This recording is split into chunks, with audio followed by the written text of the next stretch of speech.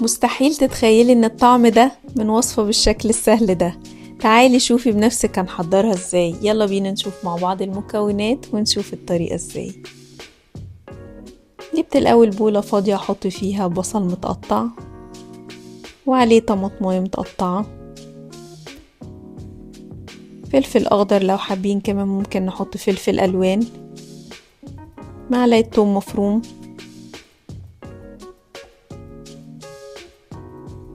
زيتون اسود مخلي، هحط بقى وراك مخلية قطعتها كده قطع صغيرة،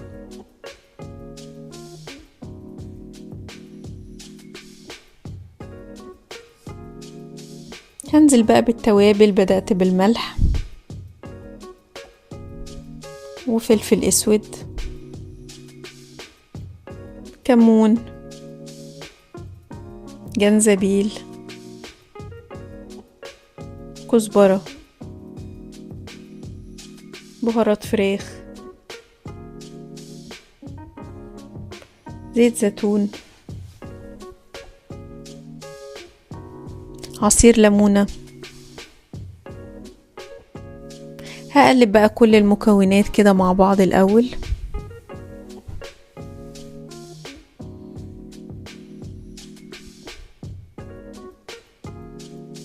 زودت عليهم معلقة سماق على الوش، وبعد كده هحط بقى كل المكونات في الطاجن اللي هيدخل الفرن.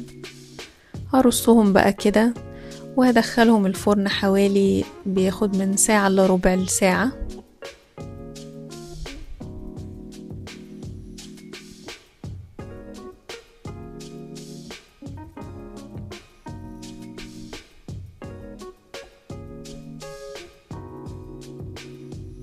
في الوقت ده بقى هحضر سلطة زبادي تتقدم جنبه، وعملت السلطة هيلسي جدا. جبت كوباية زبادي لايت وعليها خيارة كده مبشورة،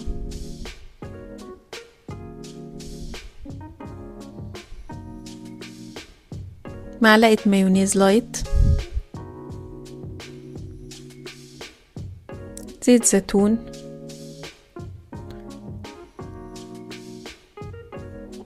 توم باودر وملح وفلفل اسود وعصير ليمون.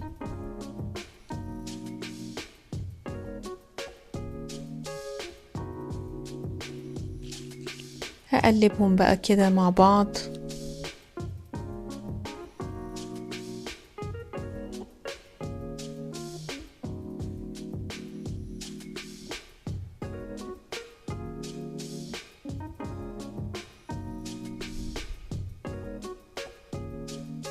وهنقلهم في طبق كده جاهز على التقديم. هروح بقى اطلع الصينية من الفرن. شايفين بقى جمالها عاملة ازاي؟ مش قادرة اقول لكم ريحتها وطعمها خرافة. جربوها وهستناكم.